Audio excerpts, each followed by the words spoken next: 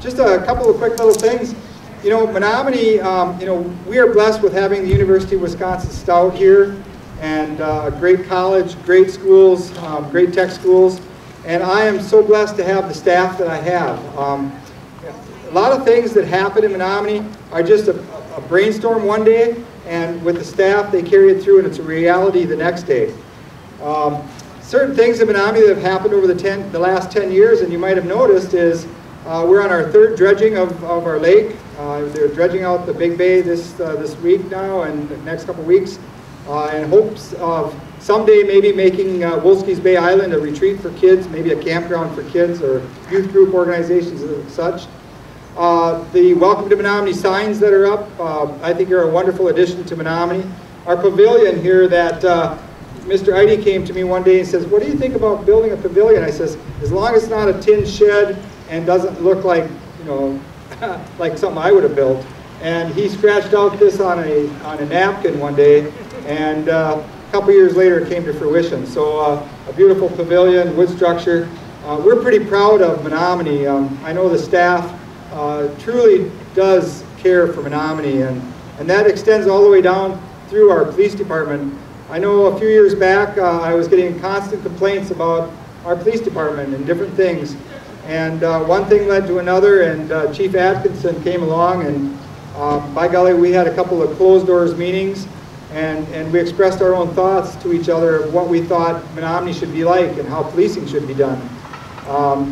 And of course, I always think, oh yeah, I think I'd be a great cop, except for I would never give anybody a ticket. He says, well, I don't know if I can do that, but I think I could help our other police officers be great cops too. And so it's really, really wonderful to have Chief Atkinson here tonight to give you some information about policing in Menomonee. Community-based policing is what I think is really important. And working with the school districts, hi Lori, and places like that, I think that if we can start when the kids are small and when us adults are old, if we can care for everybody like we care for ourselves, that's a great start. So with that being said, I'm just going to introduce Eric Atkinson, our Chief of Police. Chief, thank you for being here this evening, and thank you to Lorene Vetter and the gang for having us tonight. It's a beautiful night to be outside. So with that, Chief Atkinson. All right. Well, thank you. Thank you all very much. I'm going to take this off just in case we have any persons who are who might be hearing impaired and can read lips. And plus two, it's difficult to talk, and I want to be able to make sure that people can hear me here. I'm going to take this off. Can everybody still hear me okay? All right, wonderful. All right, I will not get too close. Normally, for those of you who've seen me talk or do other presentations, I'm a bit of a wanderer through the audience, but I want to respect everybody's social distancing. And if you do want to talk afterwards, just let me know in the presentation towards the end, and then I'll make sure I wear my mask and we'll use the proper social distancing. A couple questions here before we go. How many here are just really frustrated, tired, maybe have some anxiety about things that are happening, whether it's COVID-19, talking about policing, social disorder, racism, other things? I mean, to be honest, I am very frustrated, and I think this is a very real thing.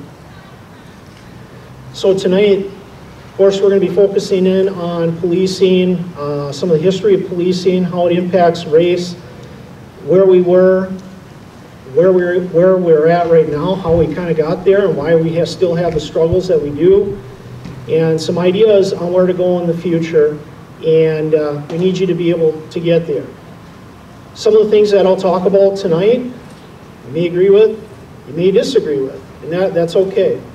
And I just ask if we share our opinions that we're just respectful about it, because everybody does have a different opinion about things. And the only way that we're going to be able to get through this as a nation or as just a community here in Menomonee is to be able to work together cooperatively. And that's really what the spirit of all of this is. If anything I talk about might trigger you or cause some kind of anxiety and you need to take a break or would rather talk about it or listen to something later, that's fine too. You can always reach out to the police department. I'm the chief, and I'm the only Eric in the department, so it's easy to remember one of those two things, and I will get back to you as soon as I can. So with that, excuse me, we'll get started. So a little bit about my background. I've been a police officer for 22 years. I originally was from Milwaukee, but my family moved when I was very young to the western side of the state and grew up in the Hudson area. I went to high school at Hudson, graduated from college at UW River Falls. Nothing against Stout, they have a great program. If I had to do it over again, I think I'd probably go there. It's a good one. And I started my career originally working for a company as a private investigator out of the Twin Cities in St. Paul. And through that time, I had interactions with a lot of law enforcement and decided that I really wanted to pursue law enforcement as a way to try to help people. One of the things that was an issue in my job is that I could help people, but only if you had the money. If you had the money, could afford the retainer, you could get my services. If you didn't have the money, I couldn't help you. And so that really bothered me. And I really inspired about being one of two things when I grew up. Either one, a Major League Baseball player. As you can see, that didn't really pan out for this guy.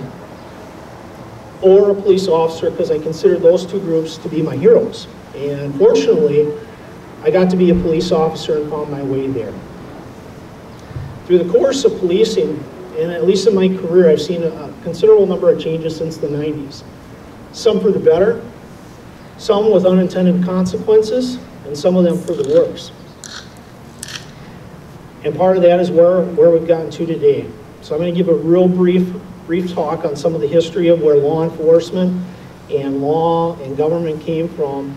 And I promise to be brief, because otherwise I want you to stay awake during the presentation. But it's important, at least once we get into the political era of policing, into the reform era of why we have some of our issues. Really, some of the first incidents of a notice of law being down was the Laws of Hammurabi, and many of you who have taken history courses may have heard about that, or government or civics programs. Those were the first code of laws that were written down. That was around 1750 BC. If I have my math right. I have it in my notebook. But anyway, so as it progresses, typically law enforcement was done by the military or local government, or like self-policing communities. And this may sound familiar as we talk about some of the social reform, right? For communities doing some policing on their own. And then policing started, or law enforcement started to evolve as you started to get more cities, people building, people expanding. And as we progressed into, say, like our more military times of history in Rome, where you had the Vigils of Rome, which were a special group of military police that policed in Rome around 1000 BC. And then from there, you start to progress into times where you had like the Frank Pledge system. Is anybody in here familiar with what the Frank Pledge system was in medieval Europe? And this was occurring right around 800 AD to about 1200 AD, before the Magna Carta. Frank Pledge system, in a nutshell, is basically the creation of what's called tithings. And for families of 10, there'd be someone that would be appointed as part of this tithing to provide essentially policing service. I know I'm wandering around, I'm sorry about the cameras, I should stay still. Basically, the tithings were citizens that were responsible for policing in their community. So if there was some kind of a problem that was occurring, these heads of the households or these people that were appointed were responsible for going out and seeking people that were committing crime or stealing things or doing some other kind of acts that were in violation of social norms and morals. Well, tithings started to evolve into a shire reeve type system, which is the precursor to the sheriff system. So as you get the shire reeve, the sheriff. And those were typically county appointed type officials by the crown or local elected people that were responsible either for law enforcement or tax collections. Now, right around 1200 AD, 1215, I believe, is the year that the Magna Carta came out. The Magna Carta, for those of you who may not be familiar with it, basically created the first written rules or a written set that guaranteed people's rights and due process. Well, that's if you were freeborn, you had due process and rights. If you were born into indentured servitude or a slave, you do not have them. And if you were in a country where women cannot own land or be free, you weren't guaranteed of that either. This was a start. So the free pledge system continued through into the Magna Carta, created these courts and these appointed type officials. And then we flash forward into more modern times. And what we start getting into is issues of the Industrial Revolution that's starting to take place in the 1600s, 1700s, where now these villages are forming into cities. They're growing. There are increased problems. The commerce is becoming an issue. Traveling, there's thieves on the road. And then there was a creation of a Highwayman Act in the late 1600s. The Highwayman Act was essentially the precursor for bounty hunters. So if goods were stolen or crimes were committed, these folks would go out and then try to recapture the stolen goods, return them back to their owners. All right, that worked for a while, but then that turned into a problem as well, because the people who were part of this Highwayman Act to try to recapture their stuff, yeah, they started stealing the stuff, and then they were selling it back to other people for rewards. So you started seeing some of that kind of corruption that was taking place. And when you go back to like the tithings and shire reeves, you had a limited sect of people that also had power, and you were facing some corruption issues too, where taking tax money, not necessarily the even spread of justice, and of course if you weren't freeborn, you weren't entitled to due process at that time, so you still had a tremendous amount of challenges. Now as we go from into basically the self-policing era, we start transitioning more so as the cities grow into this political period of policing. And this carries us essentially into the 1700s, into the early 1900s. And in the political era of policing, there became a strong desire that because these cities or these villages have grown into these cities, economics have changed, it's more densely populated, you saw issues with crime, there was realizations that there needed to be some other more effective systems than using tithings or the watch and ward system that was created to try to watch out for crimes and other kinds of malfeasance that might be taking place. Along comes the Metropolitan Policing Act of 1829 by Robert Peel, Sir Robert Peel, I should say. If you ever heard the term of the London Metropolitan Police being called bobbies, they're named after him, bobbies. He's not the father of modern policing, but he is the father of professional policing, creating that Metropolitan Policing Act. And basically what his belief was, and he became a prime minister in England as well, was that policing needed to be professionalized. You needed to have people that were paid, trained to try to stop crime and then respond to crime and investigate crime to try to avoid the corruption of the previous type systems, to be more professional. And for those of you who ever have the interest of looking up the Peelian principles, the Peelian principles essentially say the people are the police are the people. Power of the police is given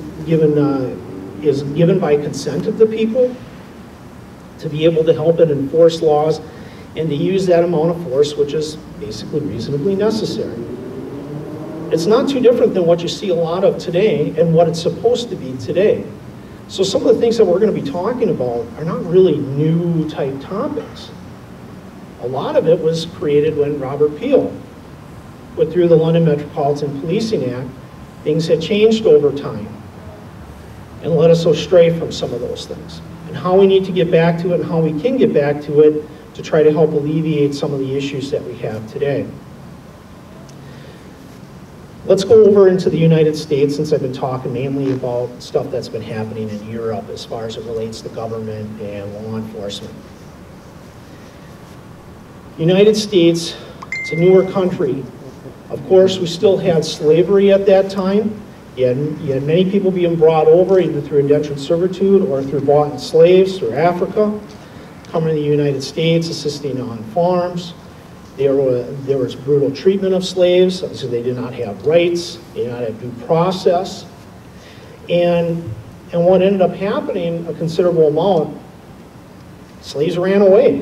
Why would you want to be a slave? No one's going to want to be a slave. No one does want to be treated that. People ran, and they ran often. So what happened in those 1600s and 1700s, you had what was called slave patrols. Now, slave patrols were the early precursor to Southern law enforcement and county policing, because runaway slaves became so prevalent that they needed to form formalized departments and patrols to deal with this. So this should start giving you a glimpse and a glimmer of some of the issues where we have some race relations and problems as it's tied to law enforcement. Now, the slave patrols were not necessarily modern law enforcement. If you do research history, they wore badges, stars, slave police, slave patrols. And so you have generations of people who are involved in slavery and were enslaved that are seeing that as a measure of enforcement and a representation of unfair, biased, and bigoted laws. So that's just, I'm going to put that seed in there because that's going to help us get to where we're at. So now, we start moving forward as America is growing, forms a country, we secede from England.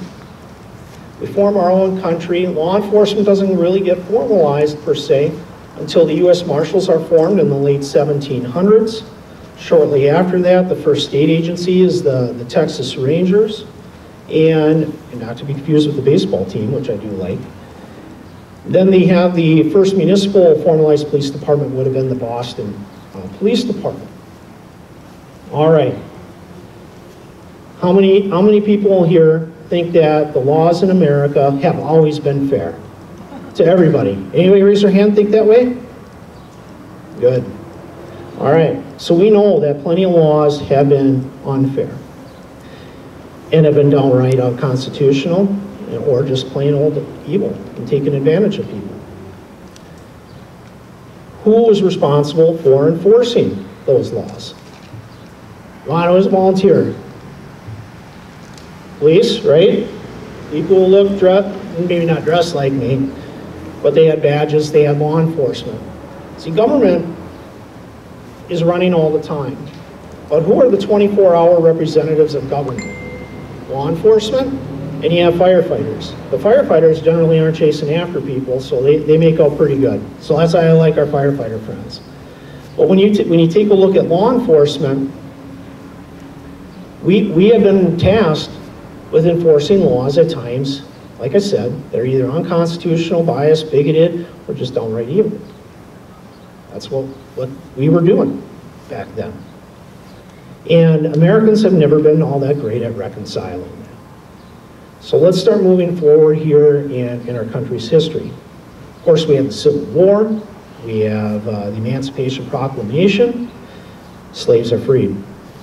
Well, as we know from history, that still wasn't working out that great. Because even though slaves were freed, you still had Jim Crow laws that were put into place that made it difficult to vote, own land, get education, to do the things that many of us take for granted today. And who was enforcing those Jim Crow laws and segregation? Well, that would be law enforcement that was tasked with it. And normally when I do this presentation, I have a slide and a program going so I can show you some of the pictures in depiction of this, of where officers are hammering in posts that say whites only or blacks can drink here and those sorts of things. And I don't do it to bag on police. Like I said, police are still my heroes, but I hold them to very high expectations. But I also think it's important that we acknowledge our history here in the United States to understand where we are now and why we need to be reconciling a lot of these things that's going on so we can have a better future. So now Let's take American history. We go back to the time of the slave patrols. You have now Jim Crow laws and segregation. Police are tasked with enforcing this. This is over several hundred years. You've got generations now of people that have been experiencing, mainly, and I'm going to mainly focus on black Americans today. You have generations of black Americans that have been subjected to unfair laws that either are unequal, unfair, bigoted, prejudiced. All of those things are evil. And it has caused a tremendous amount of generational stress, trauma. And since we are all human beings, we tend to be social animals. We teach our young our experiences to try to avoid problems, so that way they can be safe, they can grow up to be healthy, happy, have those opportunities. Well, don't think for 1 minute that those stories aren't passed down from generation to generation. And then, through the course of history, whether it's a segregation or you have an unlawful use of force or some other kind of thing that's taking place, that is also shared. And as it should be. And so when I hear people saying, well, black Americans, they have access to all the things that we do, from the civil rights movement, emancipation. They may have some equality, they don't have the equity right now. And some of our government strategies, including some of the police, some of them are well-intended, others not, have negatively impacted segments of people. And to be able to understand that and acknowledge that, and then look at what really has been helpful and what hasn't been helpful, that's how we can look at doing change. So during this time of this political period, law enforcement was primarily used at that time, yes, for a crime, but it was very politically tied to like the politics and the economic machine of America, to continuing the laws that were in place and enforcing them. Also, it was not unusual to, because of the political nature of law enforcement, elected officials could come into municipalities, they could change their police forces, they could appoint them. If things were not going their way or hiring the people they wanted to hire, friends, family, it led to corruption, led to termination and other kinds of problems.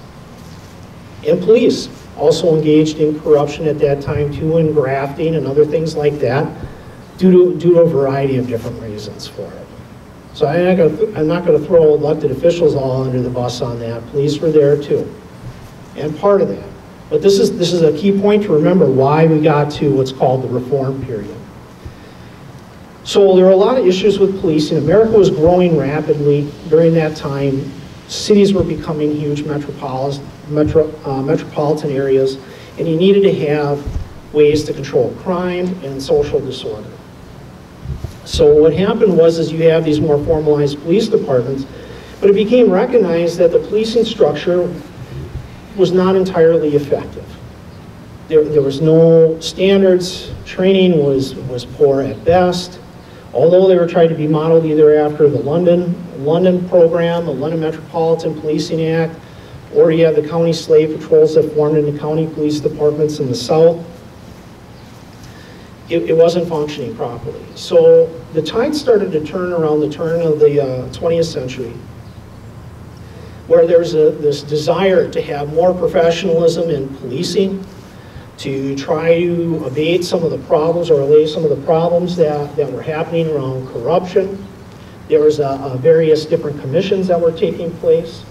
I won't go through all of them, but I can tell you what the general consensus of just about every commission was, is there needs to be better training, more professionalism, access to resources, and working with communities. That's just about the key piece of every one of the commissions, all the way up to, I'm sure, what the current President's Commission on Law Enforcement will come up with. It's a pretty similar story. So right around 1930, we're beginning what's called the reform period, for those of you who like to study law enforcement, sociology, etc. The reform period was really marked by a change in policing, that there needed to be formalized education, like I mentioned in the commissions. There needed to be training. We needed to be adhering to constitutional standards. And one of the problems with the political machine is you had officers coming and going with different kinds of politicians doing favors. So they created civil service protections for policing. And this is a topic that's coming up too, by the way, on the reform.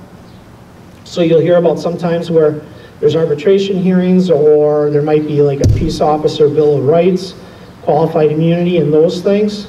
All right, so now we're starting to get into where some of that stuff came from, because the problem at that time is that if an officer was arresting an elected official's friend or son or whatever, they were being tossed out. And the push was, one, we got to create these protections, but then two, we need to be able to train people to be able to do a quality job and start professionalizing the departments. And we also need to start looking at taking out discretion. Okay, for the discretionary purposes, how many in here have been pulled over before? It's okay to admit, I've been pulled over before. All right, and how many have that sinking feeling in their stomach, like, oh my God, am I going to get arrested? What is going to happen here? What did I do? Okay, and then you're hoping, I hope the cop does not give me a ticket or arrest me, or God knows whatever else might be going through your mind based upon upbringing and past experiences. That decision that comes into play, a lot of times it lies in that officer's discretion to write a ticket or to not write a ticket. Well, right around the time in the 1930s when the reform period was starting, a little later on, the thought was at that time is that discretion is a problem. And discretion is a problem because it could lead to corruption or grafting, that we should just be there to write our tickets or to make our arrests, and that's our job. So if I'm a police officer during that reform period, and I want to say there's a mixing over of dates as I get into what's called the community policing period, that it was called that, or it is called that, but the reform period or the traditional period of policing bled over into it considerably. If my job, or I'm told by my chief or my sheriff or whatever my structure is, that my performance is going to be measured based on how many tickets or arrests I write, or tickets I write, or arrests I make, or other kinds of outputs. And we'll talk about the difference between outputs and outcomes in a little bit. But if I'm told that that's how I'm going to be measured, and that's what a good cop is, and let's say I pull you over for speeding, or maybe I catch you doing something you probably shouldn't have been doing downtown. Well, it's not necessarily a horrible thing. It's just you just weren't doing something you should. If I'm told that this is how I need to police and be judged as a police officer, and this is how I'm trained to be a police officer, taught to be a police officer, if you try to explain what you did, do you think I'm going to be caring all that much about what your thought is of why you did that, or giving you a voice? Probably not. Probably not. And that in alone, if I'm just blowing you off, not listening to what you're having to say, or making you feel that you can be heard, or actually having you be heard, one, that's going to slowly erode trust. You're going to be irritated, as you should be. You're going to feel like I don't care. And if you feel that I don't care, well, why are you going to want to trust me? Why are you going to want to come to me if you have a problem? Or if you were a victim? There's an issue right there. It was well-intentioned. It's called zero tolerance policing. For those of you who might be following some of this reform or progressive talk about zero tolerance policing strategies and why they have backfired. They're effective in some ways, but the long-term effects are very negative. That's what they're talking about. The other thing that started to take place too in the 1930s, the proliferation of vehicles, communication equipment. Officers previous to that were really tasked, we rode horses, we walked the beat, we were much more available to people. Once we got into radio cars or patrol cars, yes, we were much more effective at covering ground, responding to complaints, or preventing crime through either being present or seen. But it also had the impact of separating us even further from the people that we serve. So if we go back to the Peelian principles, people are the police are the people. Well, now we're starting to create even more of a separation. And then it starts getting kind of that us versus them. If anybody heard that, or the warrior mentality, as we'll kind of talk about into that sort of thing as we move further. So you can see that there were some I think were good intentions to try to stop corruption, to be more effective, but it had some long-term negative impacts. Because then it led to a lot of policing, a lot of arrests. And it's going to tie into some of our stuff with mass incarceration. So let's move forward a little bit. So a lot of changes take place during that time.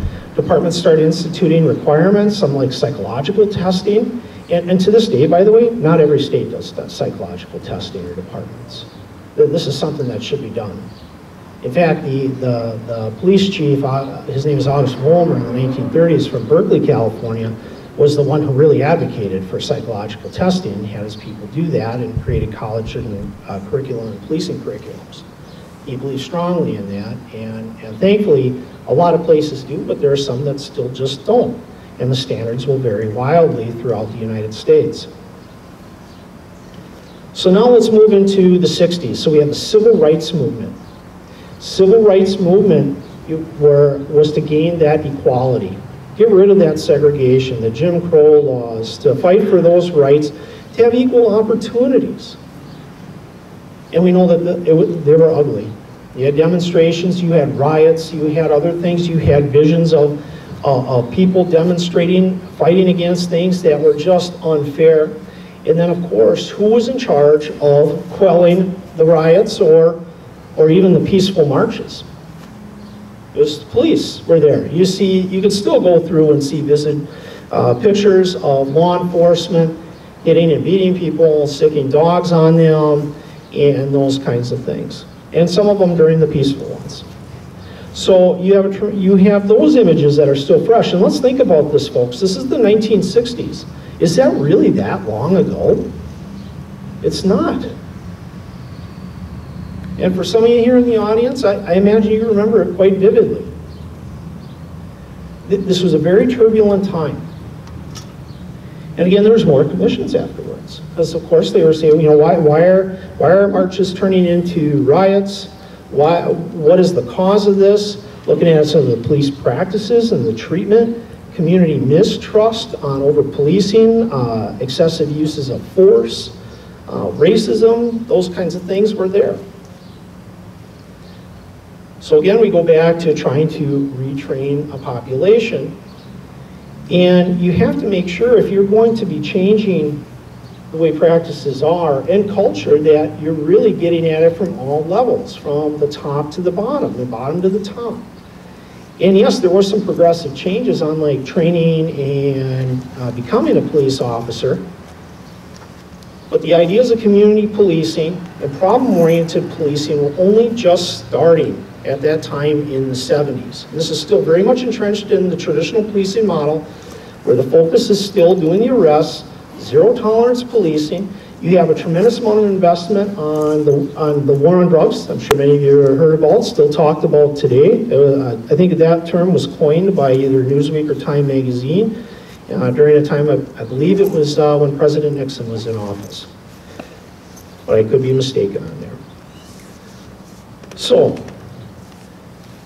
you have very, very minimal amount of studies on community problem-oriented policing, which we'll talk about, because those things are actually good, I wouldn't say the solution, but they are good strategies to help build that trust and help prepare communities and help accomplish what law enforcement should be doing along with their community.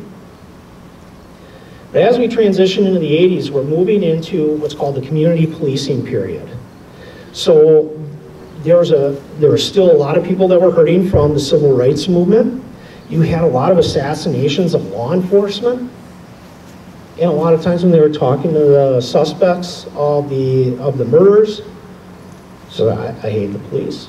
I mean, they were targeted people. So why do they hate the police? It's because it's like we have bad relations with some of these communities, which we did. And some of it by some of the strategies that we were utilizing. So it's like, how are we going to do this? Well, you have the topics of community policing coming on up. And still to this day, here it is, 2020, I sit on the International Chiefs of Police, International Association of Chiefs of Police Community Policing Committee. I'm one of 30 chiefs out of 30,000 members that sit on this community. We still have chiefs that aren't able to differentiate between what public relations are and then community policing. Community policing is a strategy, and I'm not ripping on them. I'm not trying to make fun of them. A lot of people are confused in this, but community policing is a problem-solving strategy. And a lot of folks have mistaken that for a public relations type marketing strategy. Marketing is important, but it's not a policing strategy per se. So we move into this community policing period where they say, you know what, you need to connect with the communities you serve. You got to build that trust. Okay, I agree with that, all of it, 100%. And if you haven't figured it out, I consider myself a police reformer or progressive, depending upon your era. And I believe very strongly in that, and you'll find out some of the reasons why. But during that time, and this was still going on when I first became a police officer, community policing was considered fluff in a lot of law enforcement circles. Not necessary. It's just, you know, shaking hands, kind of political glad hand, handshakes, that kind of thing, smiling and being nice. And that there's the marketing perception of it. And you're also coming off, if let's just say this is 1980, a solid 50 years of traditional policing focusing on zero tolerance policing models. How many have ever known anybody that was just kind of set in their ways, kind of stubborn? Yeah, I don't know. And maybe even we are, you know. So we get our ways, and we're impacted by our biases and experiences. Well, if I'm at that time, it wasn't unusual for a 19, 20-year-old to become a police officer, and for the next 20 years you're working and you're told this is how you're going to do it.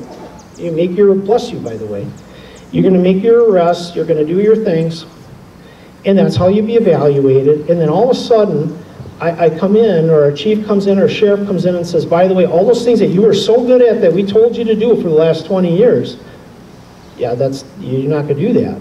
It comes as a personal affront, and that's even if someone comes in and asks you to change that. What happened a lot of times was you would have maybe one or two people that was assigned to the community policing unit because they didn't want to go out and arrest people. So if you're an agency and you're saying you do community policing, but you have 100 people, 100 officers, 500, 600, 1,000, 40,000 like New York, and you only have a handful of people doing it, are you really doing community policing? No. Do you even really understand what it is? Probably not.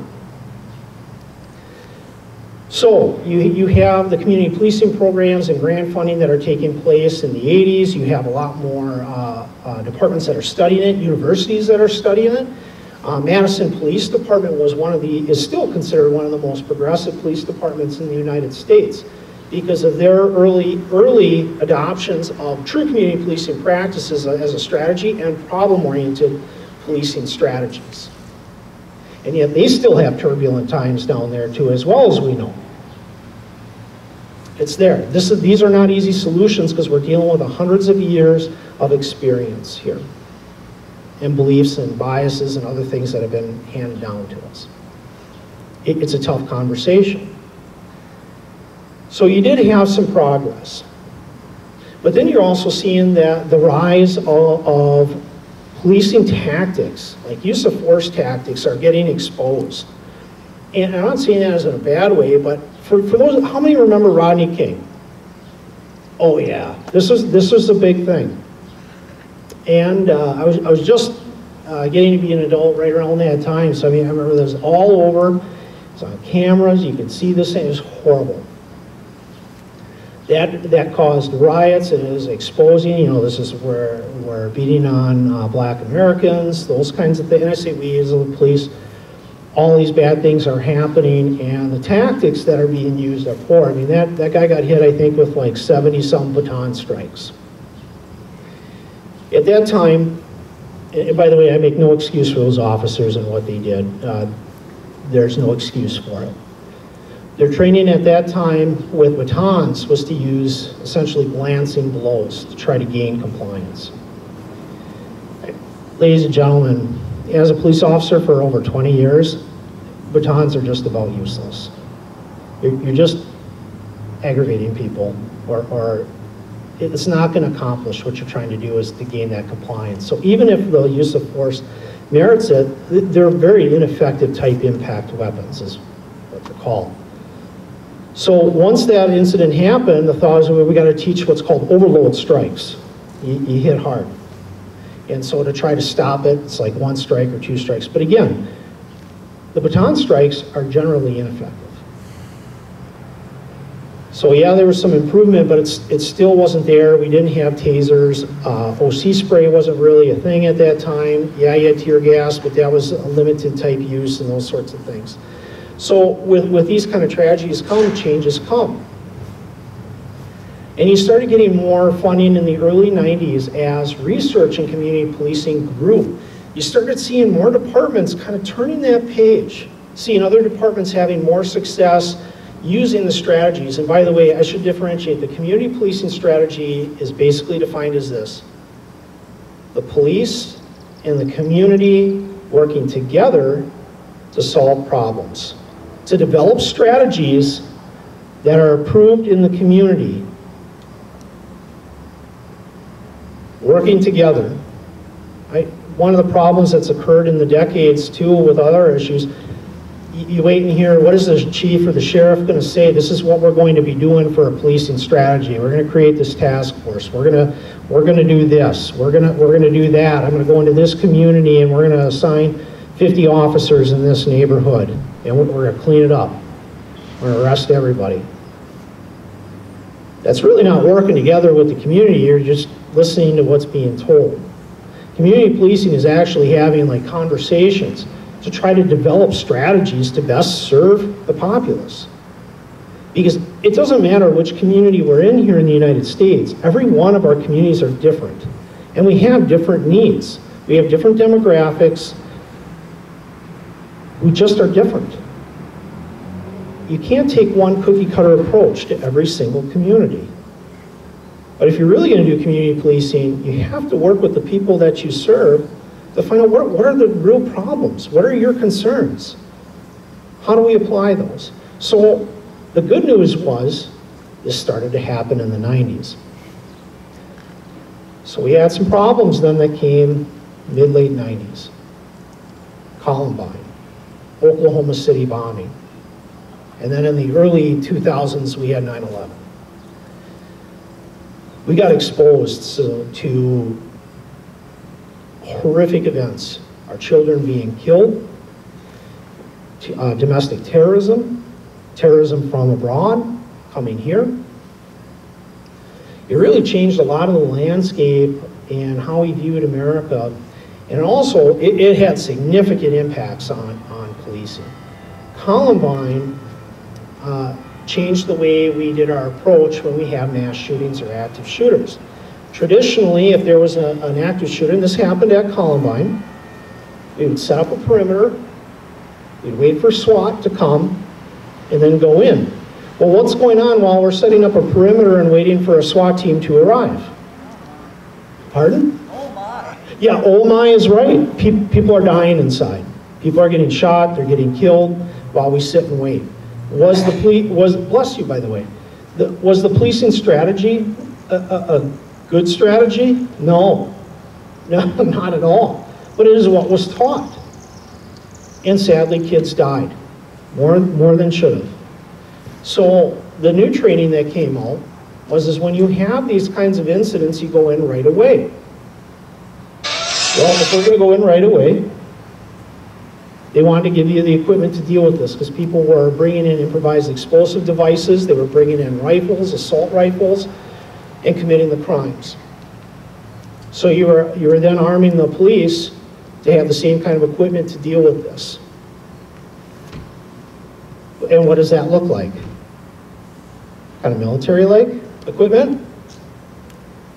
The helmets, the shields, You start to see where that comes from. There's a tremendous amount of funding given to those kinds of things to deal with those calls, and those calls start happening more often with these mass shootings. And then when you had the 9/11 incident dealing with the terrorism, and then understanding that we had terror cells in the United States, and started point, you see something, you say something suspicious, you report this stuff. A lot of this old military equipment, the 1033 program, which you're probably hearing about, should we be getting away from that, those kinds of things. That's where a lot of police departments were acquiring that equipment. What are we doing here on time? Keep going? Okay, I just want to make sure to leave time for questions and get to where we need to be. So you started seeing this proliferation of military style equipment on there. So like, why? Why do we have that? Where's that coming from? The reasons for it were this. It was granted to a lot of police departments to try to deal with a lot of these high crisis type situations where people are being shot at, they need to be rescued, and so forth. Very well intentioned on there. There's very minimal oversight, or was very minimal oversight to the 1033 program. You could basically get stuff for either dirt cheap dollars, or you could just get it. And so the idea was great about having things that were inexpensive that municipalities and counties couldn't normally afford to deal with some of these dangerous situations that we were now encountering in modern society. But with the minimum amount of oversight, there's also can be led to some abuses of it. So you talk about some of the bigger vehicles, like they call them an MRAP, they're mine-resistant armored personnel carriers. They kind of look like big tanks. We've used those to be able to get out people that have been injured in gunfights, getting shot at because they can withstand bullets. We had a warrant. This was a little bit before my time here in Menomonee. I was still over at the Hudson Police Department. There was warrants being served. The guy had improvised explosive devices in his yard to prevent law enforcement from getting at his things. Some of these things that we do are scary, and they definitely need to have the equipment. The problem with the lack of oversight is then, one, does your community know that you're getting some of these things? Do they understand why you're even having these things? What's the purpose of it? Because we don't always share all the ugly stuff that can go on in a community. Well, part of that is where we need to build that transparency. These are the real things that we are facing.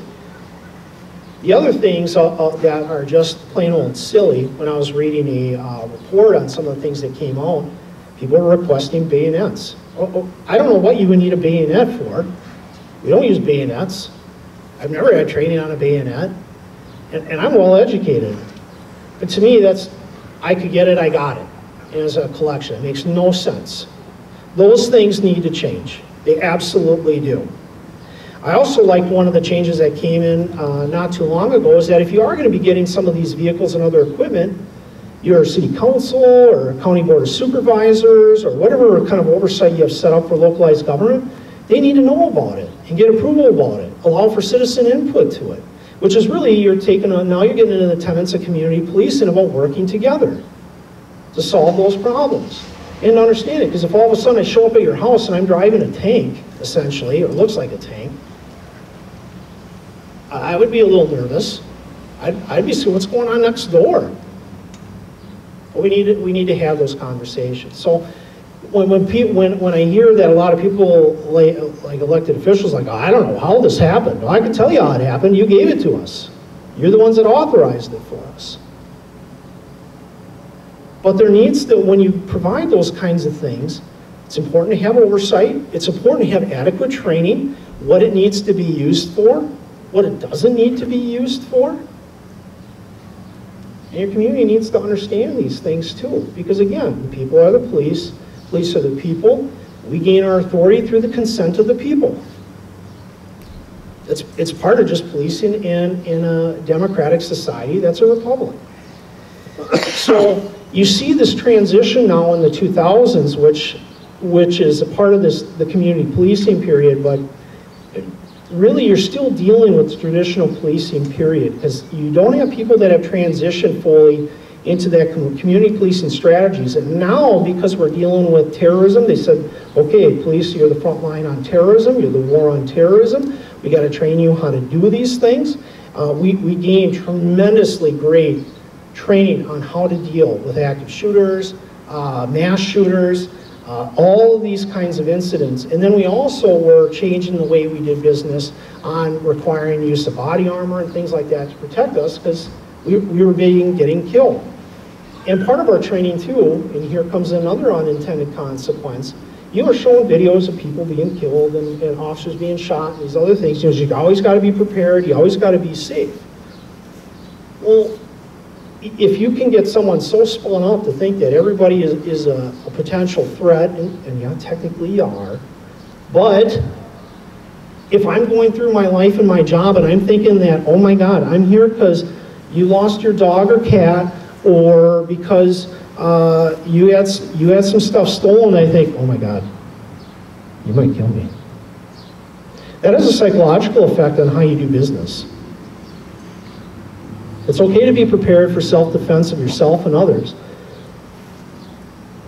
But if you're constantly put into this state of mind that it's an us versus them type situation, it does have an impact on the way you talk to people, the way you interact with people. It's a challenge. The other part is, by the way, we are much better in society in policing about hiring women in law enforcement now.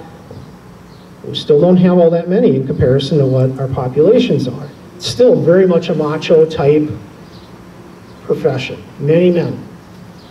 How many guys are really good about talking about their feelings? A lot of stuff. Okay, not many. And now, even though you're hiring women in here, this is not taken away from any guys or women. You're now in a very male-dominated profession. I am sure if you're a woman, there's a tremendous amount of pressure to try to fit in and be part of it. Because police is a subculture, folks. It really is. It's a culture in of itself. We're not all very good about talking about some of the traumatic events that happened to us, and we've been very bad about officer wellness up until the last couple of years. About dealing with PTSD, about understanding emotions, how to intervene when we see officers that are losing, they're not in control of themselves anymore because of situations. All of these collective incidents that happen impact on those delivery of services and why it's so important to have those conversations. So now, let's shoot back to the issues with the race if I can. So you have the George Floyd, where he was killed in Minneapolis by Officer Chauvin, and it is horrible. And if anybody at any time thinks that that's okay, you need to really rethink some things. The fact of the matter is use of force should only be applied at that amount that is reasonable to gain compliance. It was very obvious after a very short time in the force, he wasn't resisting at all. I can't breathe. He needs help. And there's widely known, it's widely known amongst policing about being very careful. We should be careful with people when we lay them down on their stomachs to gain control, to bring them back up. Because once you start applying that weight and pressure onto somebody's back, on their chest and diaphragm, it makes it very difficult to breathe. Much less on their neck. That is not a trained technique. So you have a tremendous amount of problems. And then you have another thing that I find very troubling in there is that the other officers did not pull that officer off of him. They stood by. And there needs to be the courage to have that intervention. And so now you take that incident along with other ones that are happening in the United States, and they're on video, and here you're seeing Black Americans. This is a problem. So then you're asked, is this a race issue? Is it racism, systemic racism?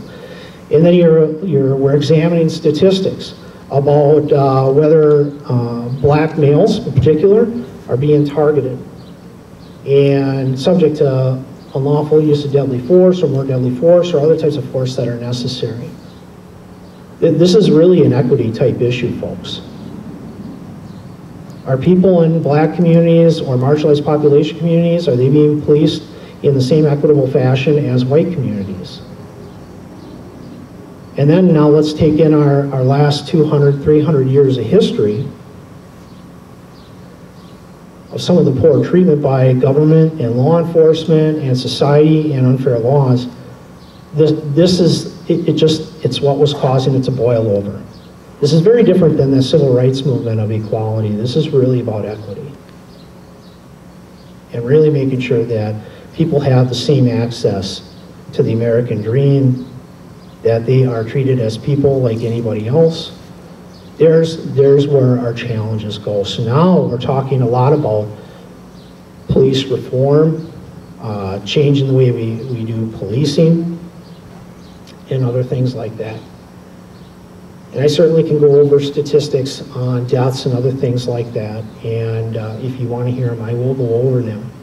One of the things that I do want to bring up in here, make no bones about it, there is need for changes. I'm going to be first to admit it. You need to have it. Even some of the most well-intentioned programs have not worked out well. Things like CompStat, some overabuse of like hotspot policing. There's been a lot of talk about broken windows and other things like that. Some of those programs will focus in on things like social disorder versus crime and how they can intertwine with those ideas. As policing started to change in the 80s, you had technology that was changing, access to computers, programs, those kinds of things to try to just do things. And law enforcement saw it as an opportunity. This is how we can figure out maybe how to do better. Broken Windows was an article that came out in the early 80s. Talked a lot about social disorder programs, problems and how that could be impacted to solve crime. You take a look at Broken Windows, this is, by the way, the very basic nutshell of the article. If you're interested there, it's reprinted on the internet a tremendous amount of times. I think it was originally published in the Atlantic in 81 or 82. Basically what it's saying is that if you let a community go and it has a broken window and you don't do anything with it, it's going to lead to more damage, graffiti, and then to crime and other kinds of disorder issues.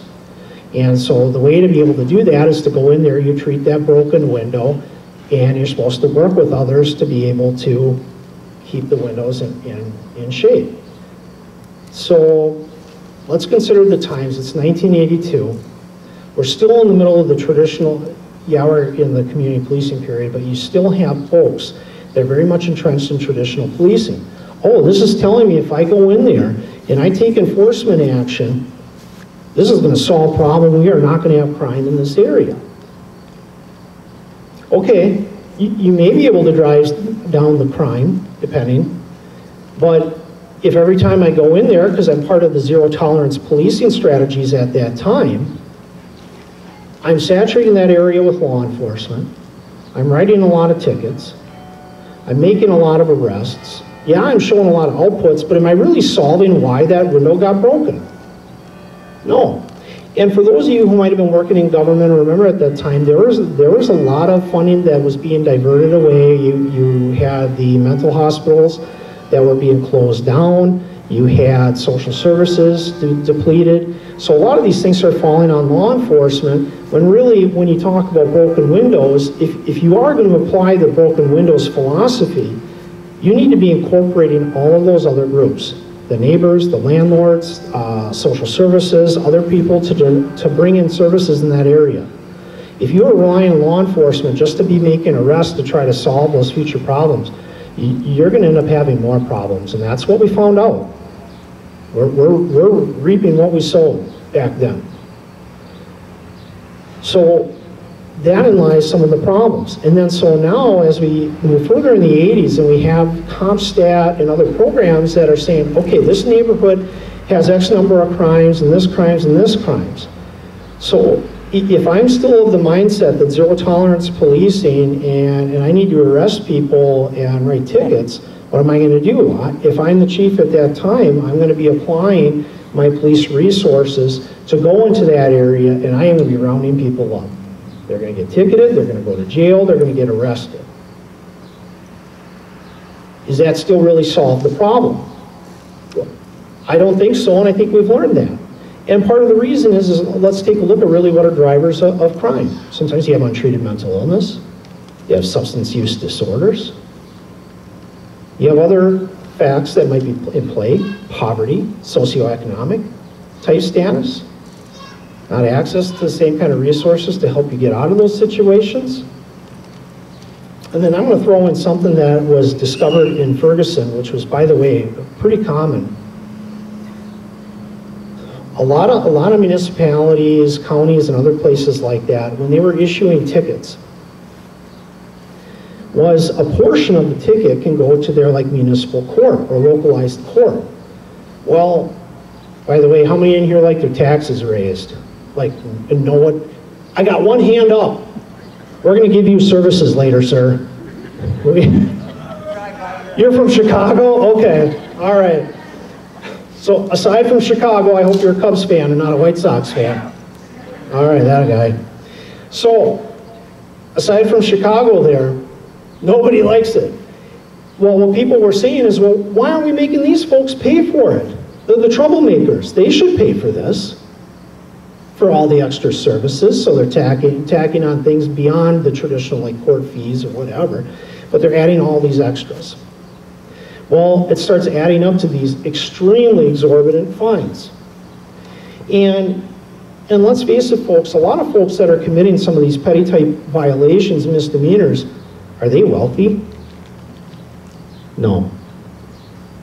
Many are very poor, indigent. Are they going to be able to afford a bunch of fines and tickets? No. And if I'm an officer and I'm judged by how many tickets I write for quality, and I got someone with maybe like 4 or 5 different violations here for something, I write them 4 or 5 tickets, a couple $1,000s worth of tickets. Are they ever going to be able to pay it? Probably not. What's going to happen?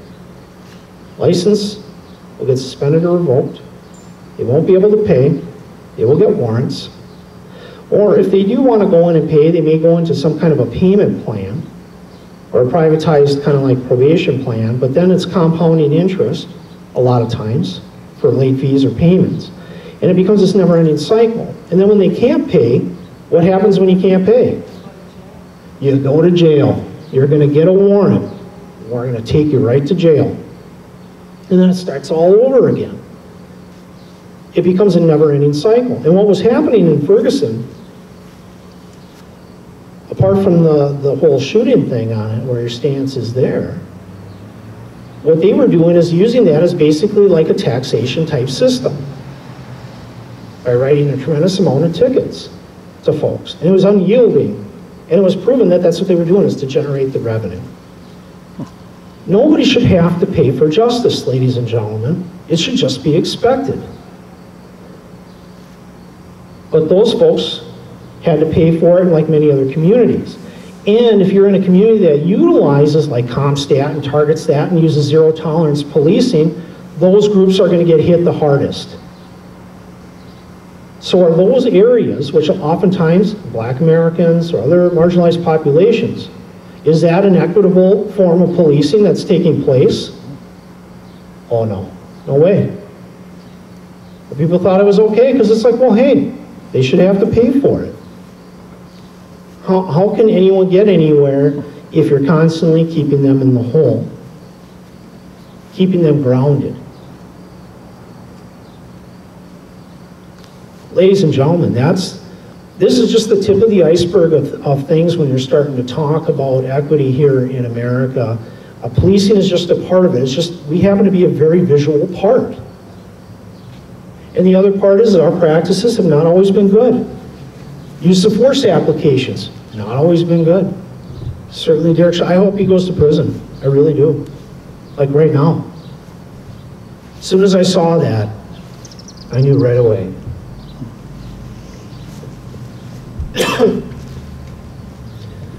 So when I say these things, it hurts too, because we want to do a good job.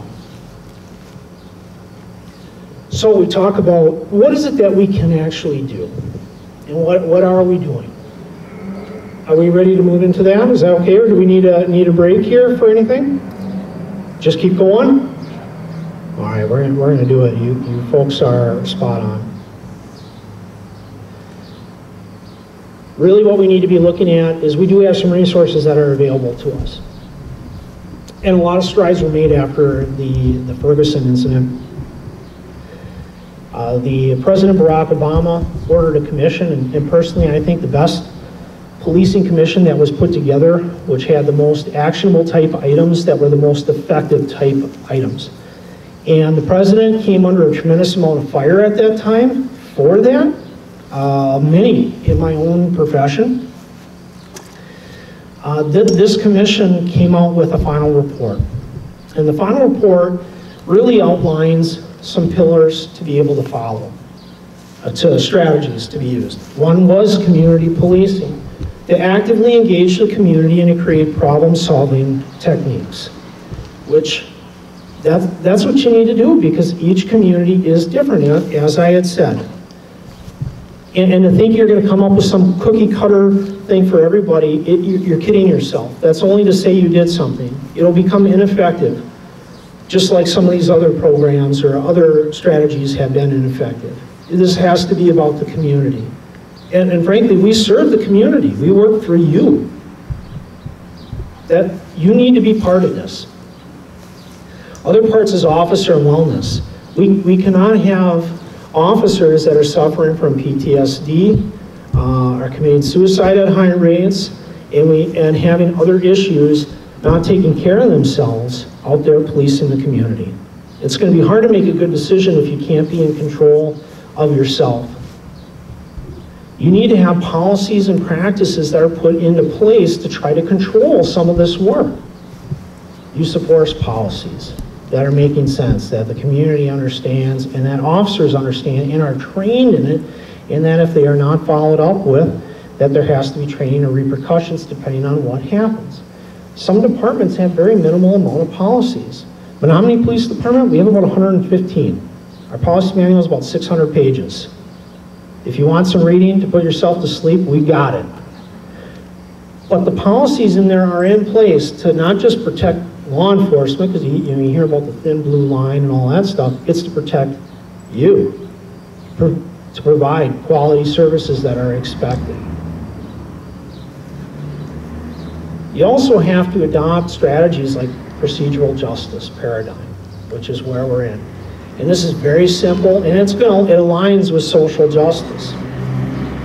You give people a voice during encounters, treat them with dignity and respect, be transparent in what you're doing, and then fair and objective. That is the underlying tone of where our policies are at, and where departments, if they really want to start just generating a base of a strategy, is probably the most sound. And then with those procedural justice strategies, you need to be able to implement, paradigm, you need to implement certain strategies. The true community policing strategy. Really working with your community to talk about social disorder and crime and what the expectations are. And then when you do that, also partnering with other people, because if you think the police can solve all the woes of the world, you're sadly mistaken.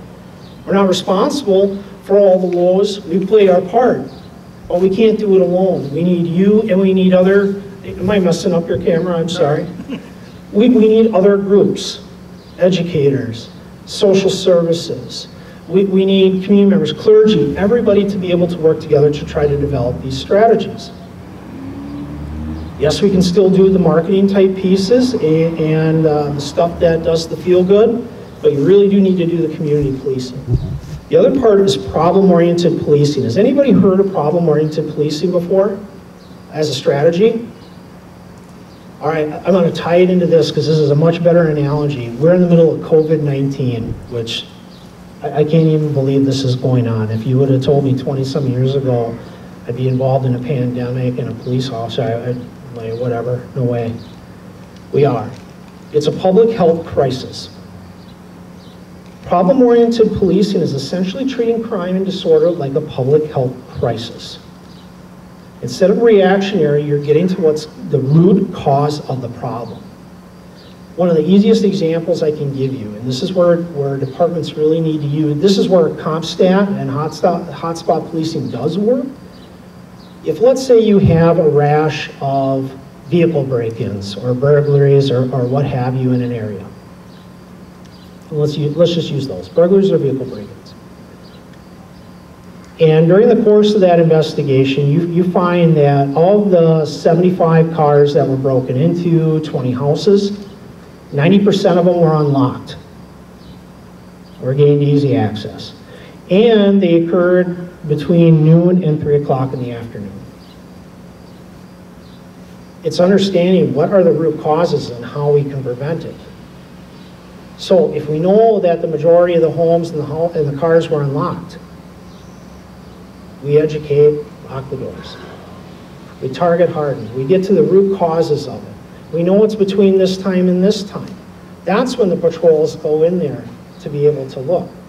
And we educate people, those are the times to be vigilant for. If someone isn't from your neighborhood and they're a stranger, that's the time to make a call. It's treating things more like a public health crisis than it is just a reactionary, we're just going to do blanket arrests and tickets. We want to solve the problem, which is going to tie into some of the programs and the one that the mayor has sponsored here for this year called Project Hope. The other one is using evidence-based practices. Yes, experience and instinct do play a part in things that we do in all of our jobs. But here's the thing. Don't we want to make sure that if we are going to do some kind of policing strategy, that we do one that actually works? And that we do one that has fair and equitable outcomes? If we're talking about use of force, don't we want to have something or a use of force policy or guidelines and training that people can expect to be followed that works? I mean, these are things that just need to be done. That's part of the evidence-based practices. And really, that's a fairly new thing for law enforcement to wrap their minds around. It requires scientific research, partnering with academics, keeping track of statistics. And by the way, keeping track of statistics and your records, that also ensures that you have equitable outcomes, that you're not doing some unfair type policing practices. And there are groups out there now that will come in and actually evaluate your programs to determine if they are fair and equitable. And they'll do it for free. Why not take people up on those? Those are very basic strategies. So what is like an evidence-based practice? So one of them, like what we're doing here in Menomonee and Dunn County, is called a Law Enforcement Proxy. And the proxy is basically a general assessment that determines whether someone, and it's a very basic assessment, of whether someone is low, medium, or high risk type offender. If they're a low risk type offender or certain medium risk offenders, they get diverted. And basically the only thing they touch in the criminal justice system is they can watch a video or a community service, and they're free of any kind of charges. So like low rent misdemeanor type charges, and other things that would have gone on their record. Be low-level drug offenses. Drug offenses, folks, and I'm not excusing you to use drugs or anything. You should not use drugs. Don't use illegal drugs at all, please. I don't ever want anybody here and saying, Eric Atkinson, the chief of Menomonee, says it's cool to do drugs. Do not do drugs, please. Well, you get a lot of folks that get arrested for misdemeanor drug offenses or drug paraphernalia. They can't get access to public housing. They're getting bounced on job applications. They might have made a mistake. Maybe they had a substance use disorder. Wouldn't it have been better to get them to some kind of a treatment option or help them that way? Because now, although yes, they violated the law, and I do believe people need to be accountable. Well, let's take a look at that accountability. For a fine or an offense that normally they pay $250 for, should they be punished the rest of their life and not have access to public housing or jobs that could help them get out of an impoverished situation? Well, it just doesn't make any sense. But if they're a low-risk offender and we put them into the criminal justice system, and certain medium risk, they have a greater likelihood of recidivism and coming back and then being incarcerated for more serious offenses, because they've had too much exposure to the criminal justice system. There are high-risk people that are they're dangerous people. They need to be in prison. But that's where we should be spending our resources on those and working on diverting people away from it and getting them the true help that they need. So when you talk about like reform and defunding police, moving into social services and other things, this is what that looks like. And there are communities that have been doing this and have been successful for it. Police departments, social services, and these other groups and practitioners are working together to divert people to appropriate resources. That's what the mayor has spearheaded with Project Hope and what that looks like. Those are evidence-based type practices that need to be put into place for folks. I'm going to touch on the Project Hope just because this is happening here in the community. Project Hope is a program that's aimed at trying to help people with substance use disorders, deflecting juveniles out of criminal justice system, getting them resources that they need to become successful adults, getting adults who maybe have substance use disorder or untreated mental illness the resources they need to be successful, getting them to housing, getting them to treatment and other things, and not getting them into jail and prison. Because it's treating everyone with the arrest, that is what has led a lot to the mass incarceration, the 3 strikes you're out, all of those other zero tolerance type strategies that have been going on. That's where a lot of that mass incarceration comes from, folks. We're in phase 1 of Project Hope. That's partnership with the schools and working with juveniles, identifying high-risk ones, diverting them away from social services as far as like juvenile courts. So you hear like juvenile pipeline to prison. This is the thing to avoid those. We don't put kids in prison here. There are places that do. But even so, they still get touched by the criminal justice system. Wouldn't you rather have them have a better outcome by getting them the help they need? Because maybe they're acting out because of poor nutrition. Maybe they don't have any role models at home. It could be any number of things. That's what this gets those folks. And then the first persons that we'll be working with in the phase 2, that's working with adults to divert them away from the criminal justice program. A lot of folks that are committing crimes are addicted to drugs, they have substance use disorders, and we will be giving them treatment options. We will also be, because we do have a very robust records management system, and this is where those statistical programs come in handy. You can use those to identify folks that are high risk, that have been overdosed, having EMS calls, that are cropping up with drug complaints. Being able to go and do actual in-person interventions, not with a cop that looks like me. Well, one, first of all, he or she would be a lot better looking than me anyway, and we would have them in dress-down clothing. It would not be in like a traditional uniform. You would have someone from the medical profession or a counselor, social worker that would do basically an on-the-spot intervention to get them to those resources. Because the idea is to prevent them from overdosing and dying. The idea is to prevent them from getting involved in the criminal justice system and committing crime. Those are the key pieces, folks. And that's what I'm talking about when people are talking about reforming of policing. It's very dangerous if you're talking about, this is my opinion, that like what's happening in Seattle where they're talking about cutting 50%, that is very dangerous. In those places, they're suffering massive spikes in shootings, homicides, and other violent crime. Folks, let's not throw the baby out with the bathwater. We need to be looking at programs that actually do work and that are evidence-based. And what I'm afraid of is that we'll go back in time to things like tithings and other stuff like that, where we had those challenges trying to deal with 21st century problems. I think there's a lot of room for volunteer and citizen help. It needs to be there. Like volunteers in policing or other social services to try to help folks get the help they need. But working in partnership, not just trying to have cops do it. But community members need to be a part of it. And this is the big challenge that we're facing. And then as we talk about these things, again, I'm going to circle back to the race and policing in America. There's a lot to reconcile here, folks. We need to have good conversations with each other to try to work through this and get to what policing is supposed to be and what I believe it is. the overwhelming majority of the time is to help others. To weed out bad cops, keep the good ones, and serve people like they deserve to be served. Some folks have asked, well, how do you get good cops? Well, it's not easy. It's not easy to get good cops. A key thing a community needs to ask itself, again, with how you want to be policed, but what are your values? What is it that you expect? Those have to be identified.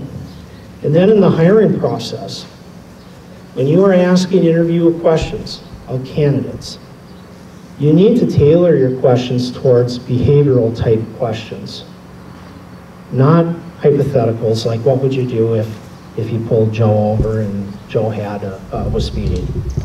That's a hypothetical.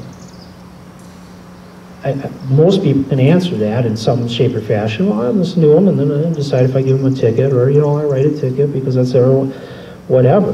That's hypothetical. Does that mean that Joe's actually going to do it that way when he gets out there? No. But what you can do is you can tailor your questions. This is where, again, we're partnering with like counselors, psychologists, behavioral psychologists is key. How do we find out the type of behavior that we want to elicit from police? Do we want empathy, compassion, humility, moral courage? Those kinds of things. The understand, duty, intervene. You can actually tailor questions to look like that. Can you tell me about a time that you saw somebody struggling? Just leave it at that. A person who is going to be someone who has humility or maybe the moral courage to approach someone, because conflict is hard, right? With anybody, strangers, loved ones, it's hard.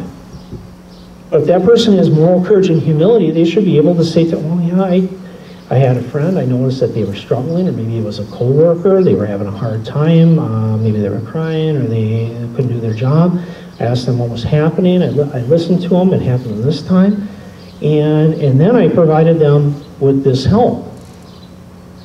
And what's even better is if they tell you whether it worked or it didn't. And if it didn't work, what they learned from it, and realized maybe they messed up, and how they changed. That is how you find out. Because if you're just asking whether someone can do 50 push-ups and fill a doorway and handle themselves in a fight, yeah, you can find those people.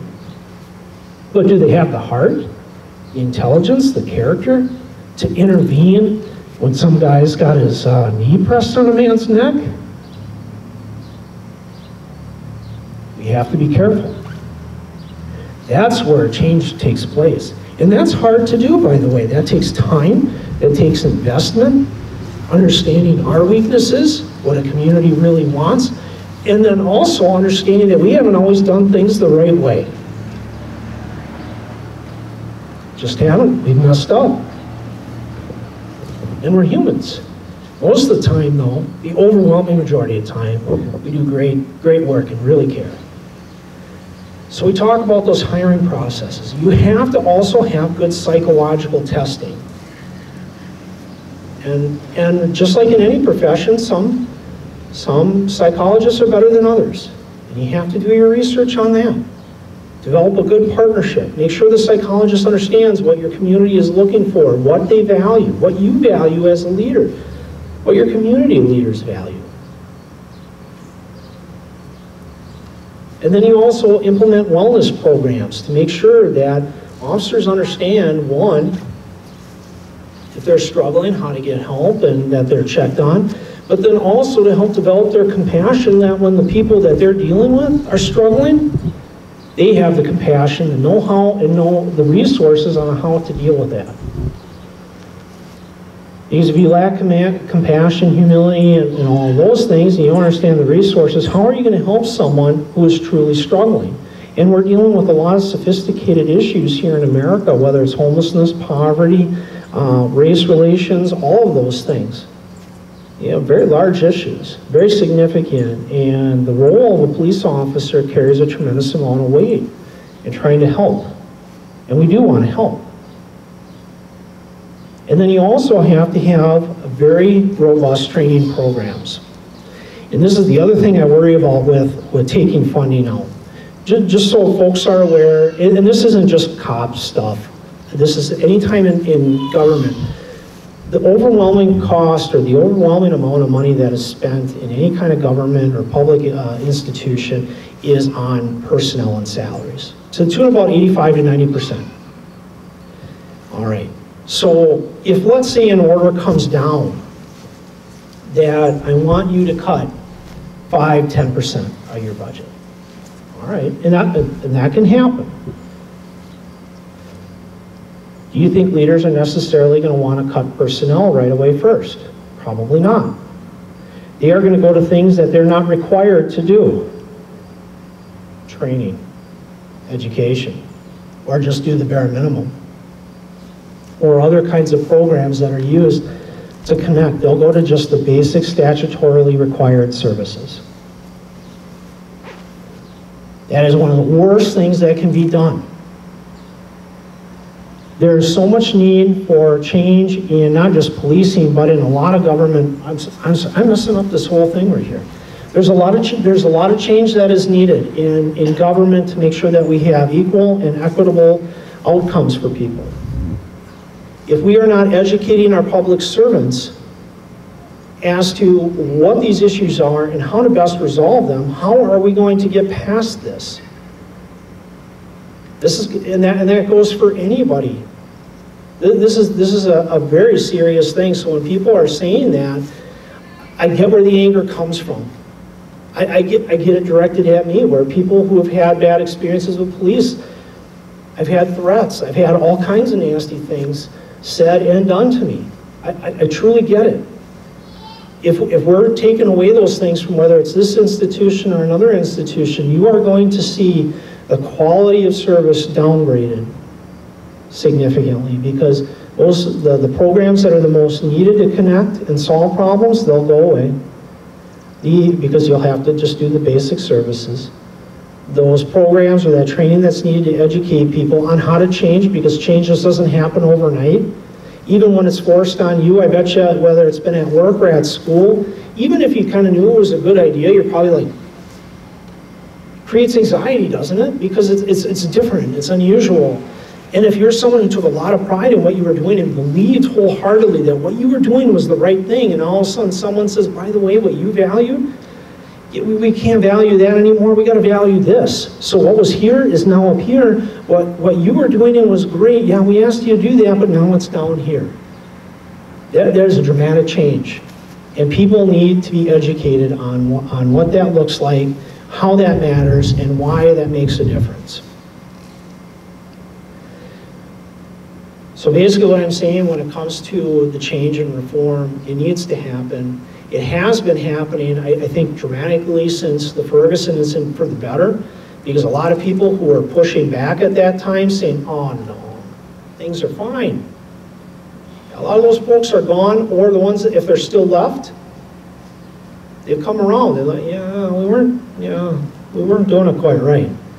And now we've got such a great generation of people that are coming into, whether it's policing or human services, that are recognizing that these are true community problems and we need to change. If you're given a direction and then you're cutting personnel, who are the first group that gets to go? The least senior. The ones that are tend to be the most open to change. Not always. But a lot of the ones that have been educated through that, either through their 4-year institutions or 2-year programs or for whatever, they're gone. And this is just such a difficult problem to wrap around and deal with. But again, this is why I was just pleased to even be part of community conversations, to come in and start talking about this, because it's just that important to be able to talk about it and start sharing these thoughts and how we can do better. And then understanding that we have to do better, and that not all of our practices have been effective, and some of them are just awful. So I've done a lot of talking and thrown a lot of stuff at you in a short time. And I normally teach a class over a semester about this kind of stuff. Are there questions that you may have that you would like answered? And you're not going to hurt my feelings, by the way, either. I got him first, and you're second. Not that I'm just in Chicago. You're a Cubs fan, so you're kind of up here. Whatever. We'll get you. Yes, sir. Do you want to come up here to the microphone, sir, and ask the question so the audience can hear it? Yep. I'll give you distance.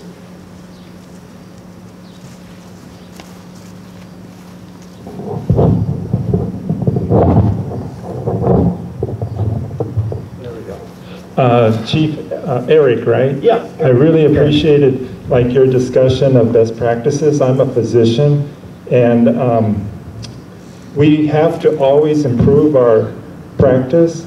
And one of the things that's helped the physician's practice is this notion of best practices and improving based on data. So it was really heartwarming to hear that description. Thank you. But my question is, I've heard that the police union can sometimes be problematic. And I was wondering if you could speak about that. And what I mean by that is, you were talking about how we don't want to create an us against them type of dynamic.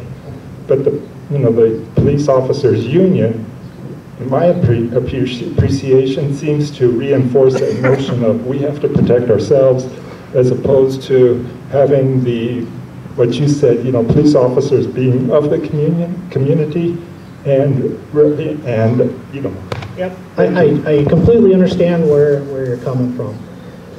So, in working with police unions, and do they have issues with change and whatnot? Now, this is a complicated issue here, because police unions do play a powerful part in law enforcement in places that do have unions. What's important here, and in some ways, they can be obstructive for change, because if, let's say, there was a bargaining agreement that was put into place. We do not have this kind of a bargaining agreement in Menomonee. Well, let's say you had a bargaining type agreement that required that if there was going to be any kind of policy change, you had to meet and come to a consensus before it could be implemented. That can be a problem. Because if that is something that was bargained into, and you need to come in and you need to be making some changes in order to be able to adapt to new times, put in best practices. If that's in there and that's not a popular thing for whatever the union is, there's a very good chance you're going to get pushback, or it's not going to go through. And then you're going to be left with, I want to make these changes, I need to make these changes, I can't make these changes. So sometimes that creates challenges for us. I'm going to get into a spot of feedback, sorry about that. Some unions have collective bargaining agreements that don't have that, they just negotiated for wages or scheduling per se. So it really differs based upon whether or not there is a union, whether or not there's a collective bargaining agreement, whether or not there are certain practices that have to be abided by, a past practice, etc. For those communities that have unions in there, it is exceptionally important to be able to communicate effectively with your union personnel and understand why changes need to be made. And here's where support then comes from too, as well as the oversight, oftentimes like county boards or city councils, is to be part of that conversation too, as well as why that's a significant piece for providing service. One of the things that we do here is we incentivize participation in community policing strategies, problem-oriented policing, evidence-based programming, helping develop innovative practices and training and professional development. We built that into the contract, not only to incentivize it, because we want you to do it, but you should do it, and you should be rewarded for being progressive, because that's what we do.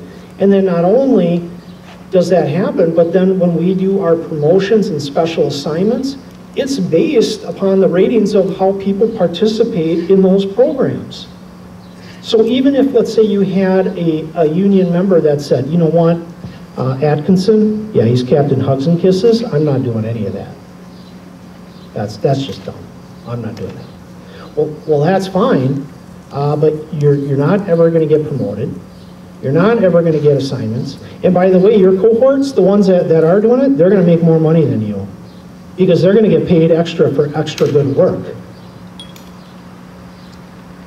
Because before, you know, I am a supporter of the unions. I think that it helps create a fairness in a sense.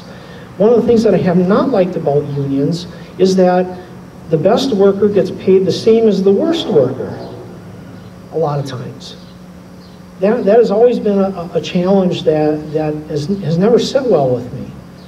I'm very proud of our union here because we work very diligently to create a contract that incentivizes this, that recognizes and rewards good work, that also is adjust on scheduling to be able to do programs, to be innovative and do changes. A lot of places do not have that.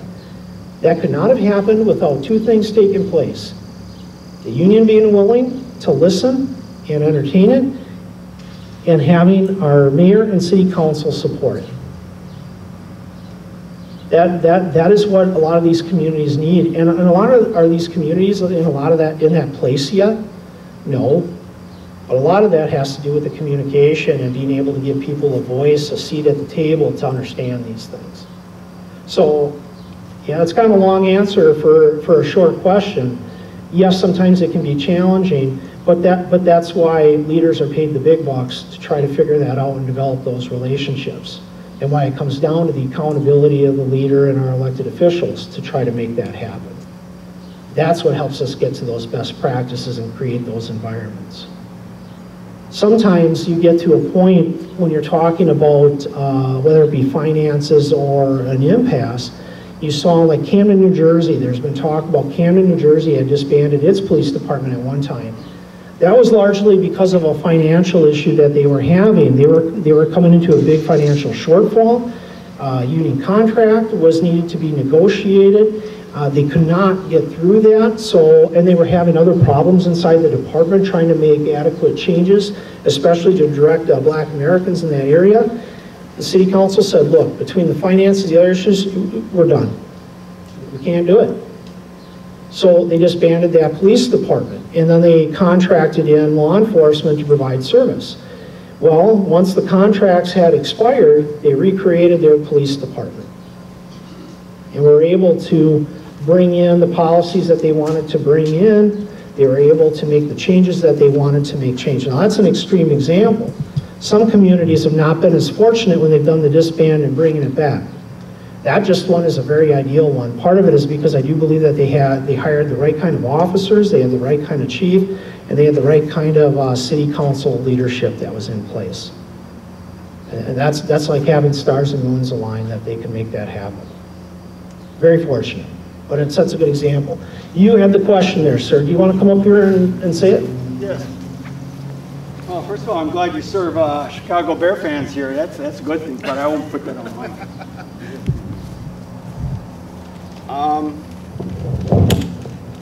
Bear with me.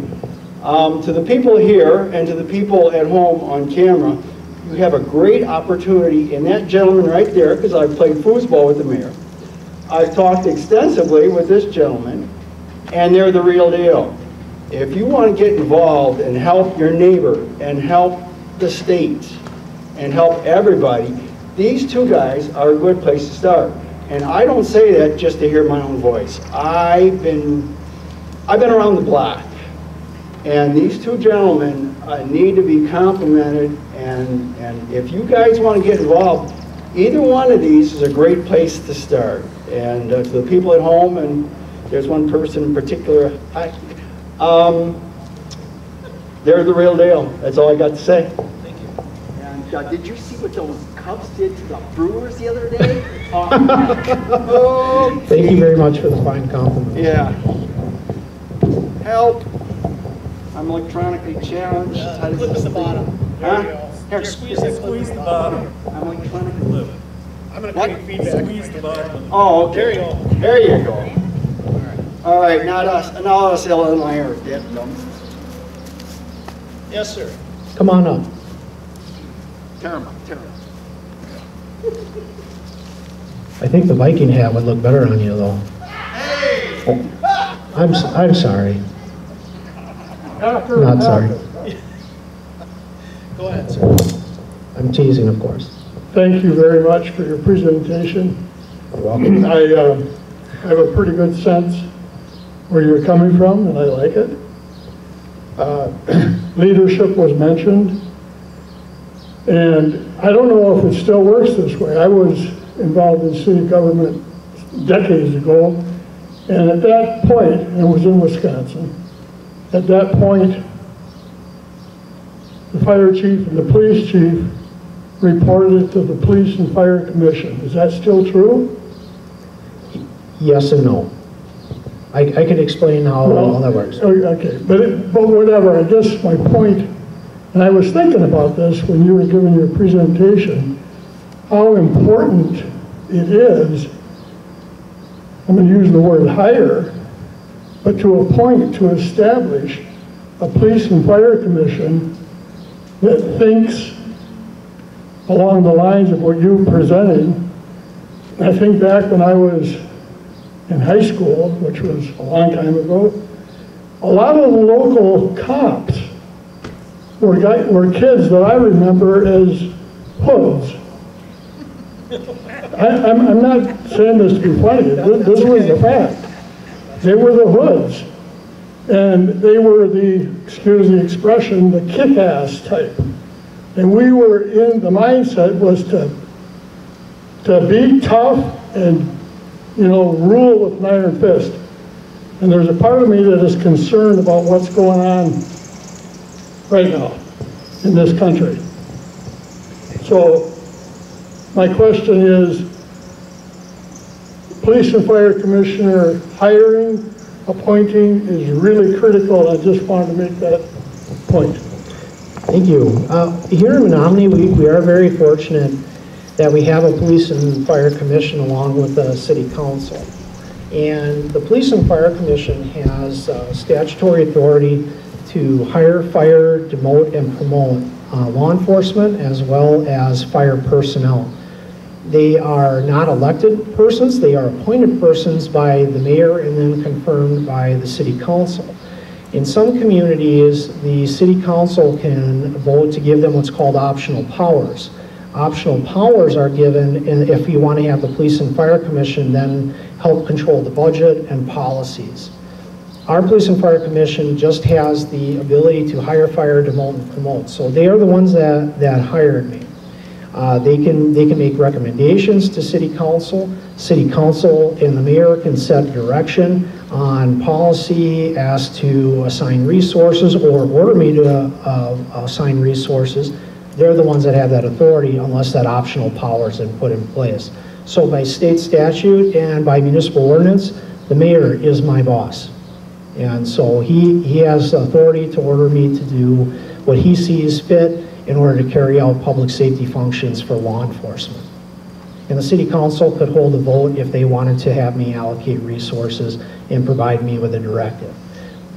I believe that this is a good system, and one of the reasons why Wisconsin fares pretty well on the national stage for policing, because it involves multiple levels of oversight for hiring and firing, and then also financial direction and policy direction. It's when you don't have those kinds of oversight that lends itself to, if you get the wrong kind of person or persons in place, they can abuse their authority and their power. And it just, although nobody likes to be told what to do, it is important to be able to have that kind of oversight in place, because again, they're public servants and you have to have those checks and balances. If you give someone absolute power, what happens? They're absolutely corrupted. That tends to happen. So it is a good system. There are some communities that do have the optional powers, and that seems to work okay for them, but that's our system here. Oh, you had a question. Come on up. I have several. Ask as many as you want. Okay.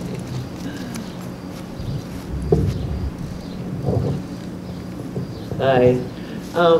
First of all, thank you so much for talking tonight. I actually feel quite a bit of relief in your speech, and feel grateful that you are a police chief. I'm fairly new to Menomonee. I've just been here about 3 years, lived in the country before that, and the Twin Cities before that. So one of the things I want to bring up is on July 4th, this is an incident that happened in North Menomonee, that's where I live. A couple of my neighbors were walking down the street. I stepped outside to say hello to them. They were in my yard and were concerned that there was a young man walking down our street with a knife held to his own throat. I called 911. The police came really quickly. That was great. But the thing that was alarming, I think to all of us, or many of us, was that they came out with long guns right away. And you could just feel sort of the tension rise. I felt very concerned of what could happen. I did speak with the police officer afterwards, and he was very gracious and said, "That's how we're trained, ma'am. You know, we're concerned that something could get really out of hand." So I guess my question is if you could address that a little bit more. And then my other questions are, to what extent do police officers in Menomonee know the members of this community? Business owners, neighbors, things like that. What percentage live in Menomonee? And is there some sort of committee or liaison to Menomonee community? Yeah, I can answer those questions for you. So, and if I skip over one or for neglect to answer it, just raise up. So when it comes to the knife at the throat thing, oftentimes what you're going to see is if a person gets a call, like there's maybe a suicidal person, they have a weapon of some kind, like an edged weapon, the knife up to the throat. It is not going to be unusual for a response to be seen where you're going to have at least 2, if not 3 or 4 officers that will respond.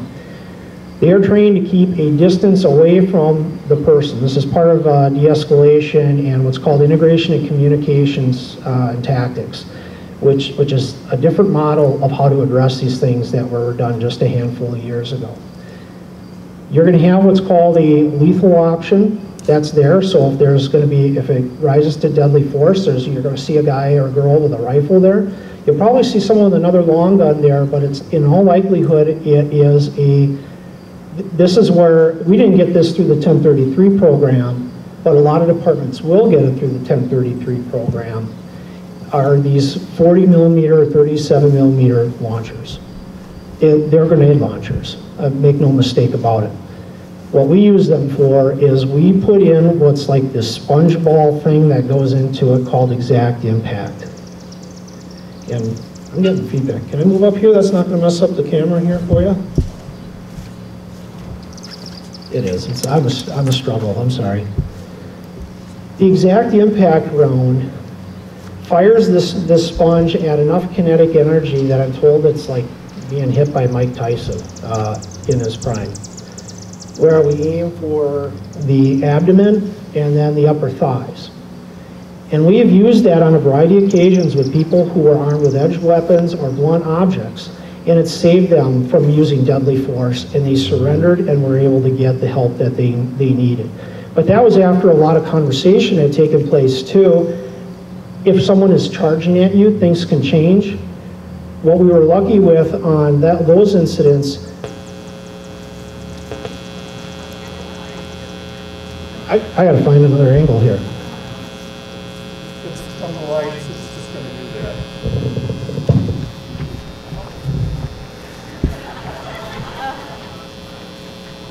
It might be trying to tell me something.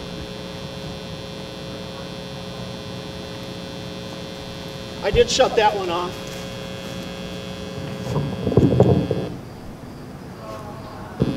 I'm just going to shut this off. If you have a question, I'll just repeat it so others can hear it. Can you hear me? All right.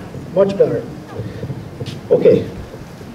We've been very lucky with the exact impact and having the finances to get the less lethal rounds, because years past, like if it would have been when I was a beginning officer, no, it's been feedback again.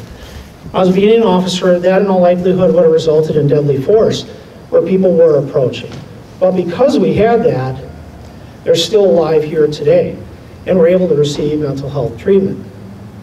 The other times where we do have de-escalation training with like integration, communication, and tactics as a de-escalation tactic, we've got crisis intervention team training. We use that, and oftentimes that does work. it works if a person's willing to participate in it. The officer's trained, but then also the person who is in crisis to listen to it. And sometimes they don't, because they're just, things are happening with them, they're in a psychotic episode, and it is not being resolved well. But whereas in the past where officers would run in and charge to take care of the problem, because that's what we were taught to do, is take care of it right away. If I've got a person that has a knife, let's say, ma'am, you have a knife, and I'm getting a call that you're in crisis.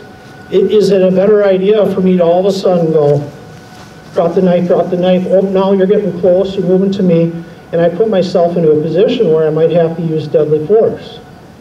But if she's got a knife and she's standing there, by the way, we do not authorize deadly force to solve a suicide attempt. It's not against the law to kill yourself. We don't want you to kill yourself. We're going to try to do everything we can to resolve it. But now they're taught, I'm going to give you space. You may even be moving around, moving there. I'm not going to let you necessarily get closer to me. I'm just going to move around and try to talk you down instead of trying to rush in and resolve the conflict. And sometimes when we did that in the past, and I say we as just like law enforcement in general, that can escalate the situation.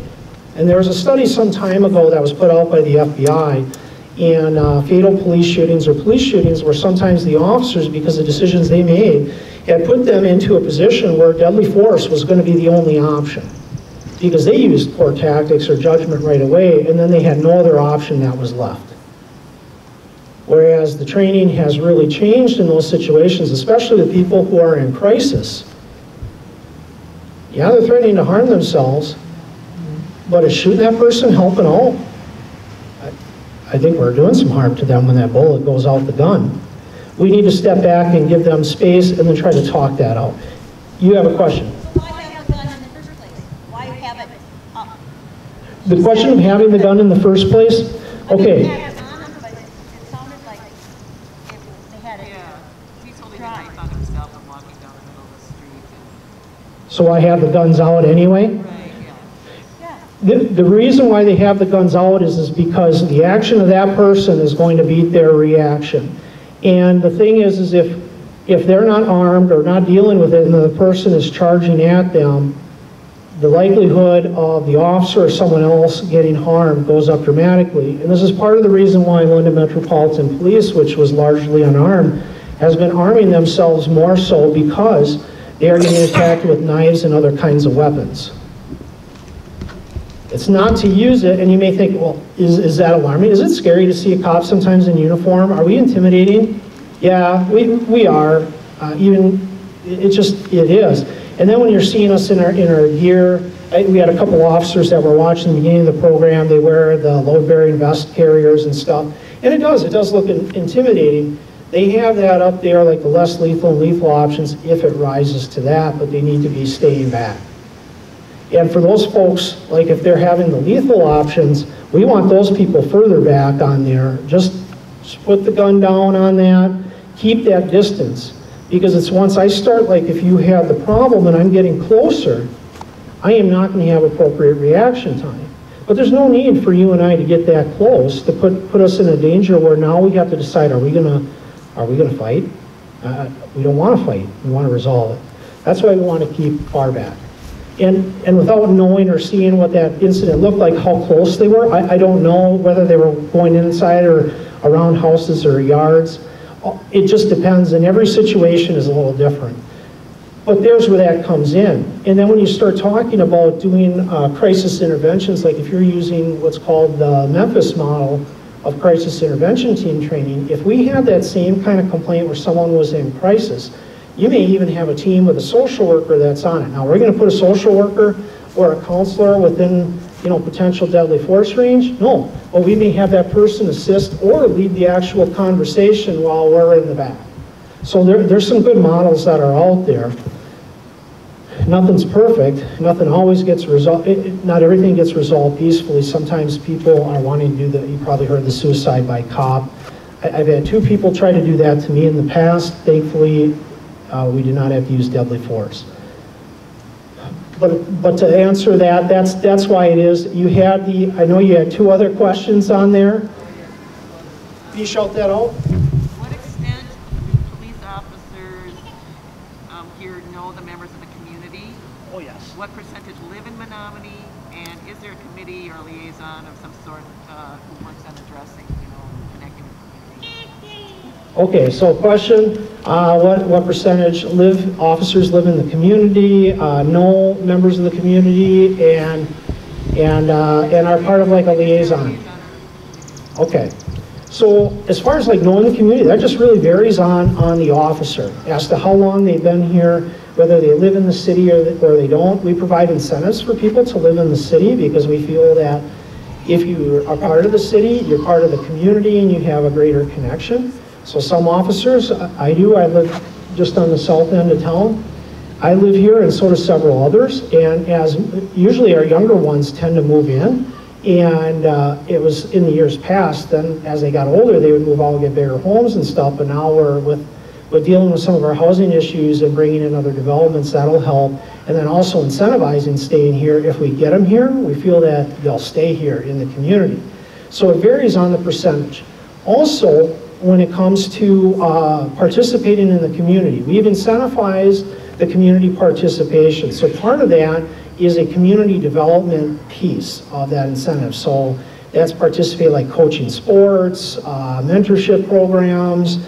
It could be any number of things, being on committees like Dunn County Partnership for Youth, what have you. There's a lot of different options that are available, and then part of that is we want the officers and staff to be innovative and seek those opportunities out. So a lot of them are part of different committees and groups now and are getting involved in things that are happening here in the city. And the key is it has to be in the city. So if I was living in Eau Claire, and nothing wrong with Eau Claire, I love Eau Claire, a great city, but if I was living in Eau Claire and I wanted to coach my son or daughter in Eau Claire, that's great, but that's not part of our incentive program here.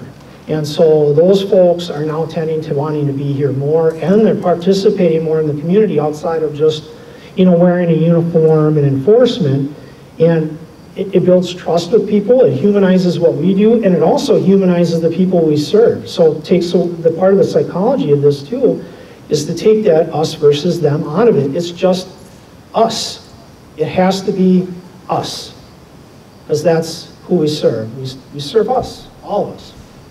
So I hope that answers that. It's much better than it ever used to be. Communities are all trying to do this. They struggle with it with residency requirements and other things like that because of laws that were put into place. But this again is where the leadership of like your mayors, council members, city managers, chiefs, and then if you have a union membership there, working with their stewards to develop that. Because everybody wins in the end on that. It's a safer environment, a happier environment to work in. Community is much more pleased, or tends to be more pleased. Yes? Just in terms of racial discord, is there any evidence that implicit bias training works? Some of it is mixed. Yeah, okay, so, the question was, does implicit bias training work? Implicit bias training works in the sense, and it's mixed reviews, but it works in the sense that it helps you identify your own personal biases. Harvard has a great online program that I just tried it the other day, where you can see if you have implicit bias towards blacks, whites, American Indians, all that kind of thing. And so it helps build that awareness. I don't know if that necessarily stops like poor use of force. We haven't really seen enough on that end of it. But where we've seen some strides is understanding how different cultures interact, communicate, interpret information with each other. Also being able to build relationships in a community, understanding what people want for their police and where their perspectives came from. That is shown to be more effective. Just the other day we provided training last Thursday at the Mabel Tainer for officers and city staff on intercultural conflict. And Phyllis Braxton was the trainer. If anybody works or goes to Stout, she's presented over there quite a few times, and she does an outstanding program, and I really wish I would have had that when I was in high school. it would have changed how I would have reacted to people and interpreted what they have said. It really would. It's a life-changing type program. So some of those things are very valuable to be able to understand where you're at and how people communicate. Because ultimately, regardless of what your socioeconomic status is or ethnic status, people want the same thing. They want to be treated fairly, dignity and respect. They don't want crime. They don't want disorder. They just want the same equality that everybody else has, and they want the same equitable type results. It really, that's what it comes down to. Good question, though. One way in the back. Yeah, I'll try to shout so people can hear me. In your speech, or in your presentation, you talked about community service. Menomonee as a community, and correct me if this fact is wrong, because it's from roughly around the 2010 census, Menomonee is roughly 10–11% non-white. That's about right. And then Stout's community, arguably the sub-community within your community, is also, just undergraduate speaking, also about 10% non-white. That I don't know for sure, but I'm going to take your word for it. Okay. So through that community policing, it's going to be a lot easier to appease the needs of that white population that hasn't been disproportionately impacted by law enforcement. How are you as a department learning from minority groups such as people of color, learning from them on how to police your community better, learning from them about how they've been disproportionately impacted, and better catering your law enforcement techniques to serve those communities based upon feedback from them, not just what best practices have been nationwide? That is a great question. And a tough one, which I do appreciate. I'm going to try to paraphrase what you asked just for It's people. a lengthy one, sorry. No, that's quite all right. So essentially, a conversation brought up the Menomonee-Dunn County area is roughly about 90% white, 10% non-white. I think it's roughly 2 to 3% is black, a couple percent Indian and Asian, and then other. So, and then the other part of it is that the Stout community is about, which is a sub-community within the community, so you like a subculture within Menomonee area, is about 10% non-white in the campus. And how is the Menomonee Police Department going to be able to reach out for people that have had basically disparate impacts from policing, because it's easier to appease a white community or the white population. Does that sound about right, sir? Yeah. Okay. So that is a great question. So what we've done in the past, because it is challenging to connect with folks, especially if people are in the 10% who maybe do not have that trust built up to bring folks to the table. What we started doing in 2014 and have continued on with this in different capacities, we reached out to like student groups like the Black Student Union, a Multicultural Student Services Club, and the Student Orgs.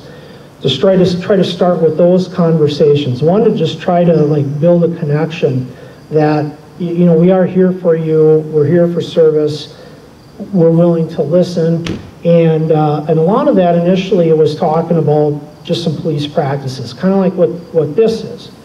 But what the hope was, and what it has evolved over time in different capacities, more importantly, is sharing those experiences that they had, and because I'm a police officer and it was in the context of law enforcement, what their upbringing looked like, how they're impacted by law enforcement, how they were enculturized by family or friends or their experiences, and how that impacted them.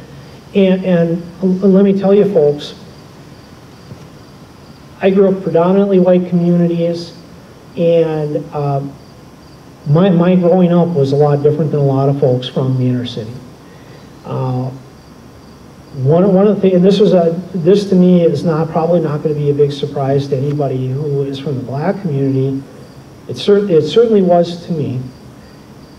I think in some way I knew it, but it's more powerful when you actually hear it. This fella had the courage to come see me. By the way, he was very nervous and talking, and one of the things that he had talked about is when he was growing up, his mother and father and a family You know, they had their issues, of course, but one of the things that they had told him, never, and he was a black man, do not go out at night by yourself. Always have another person that is with you.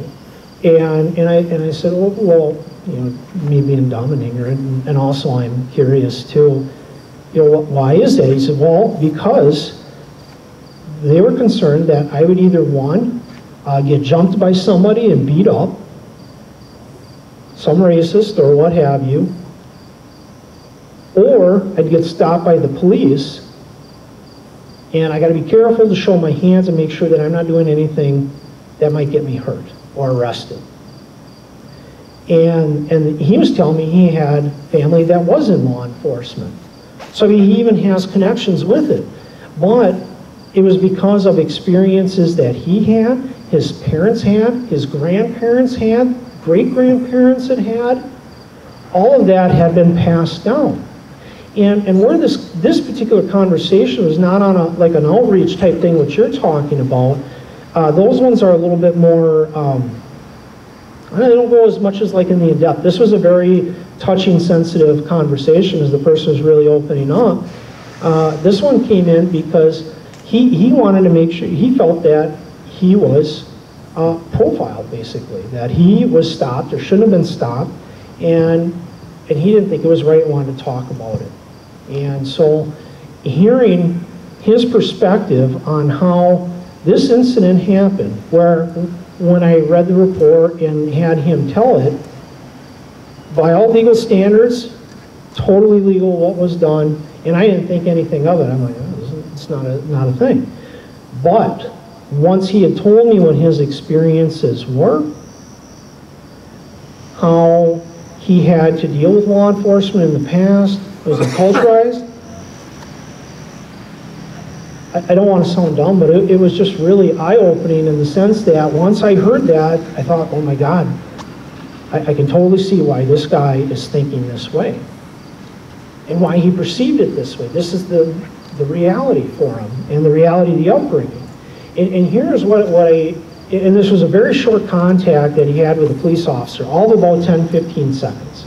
The officer essentially was looking for somebody who had absconded from Huber work reliefs.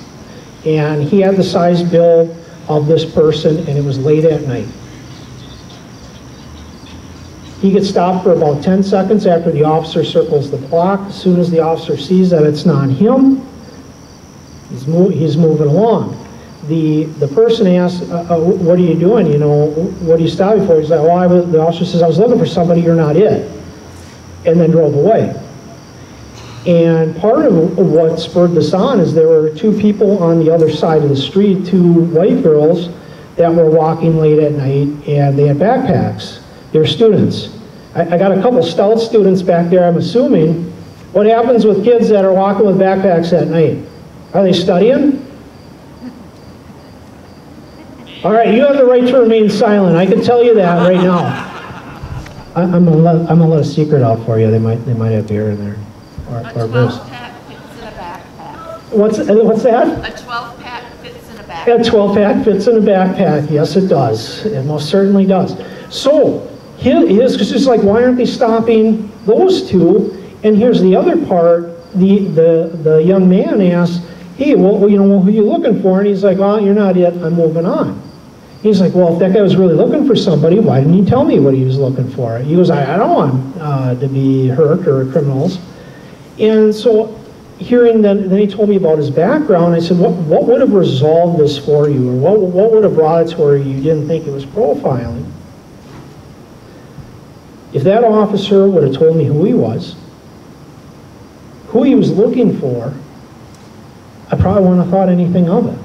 But because he spent so little time on that and moving along so quick, I thought, well, why me? Why is this? Are you really looking for somebody? Or are you looking for a black man that's doing something? That was his reality there. The officer who was involved in that is no longer with our department.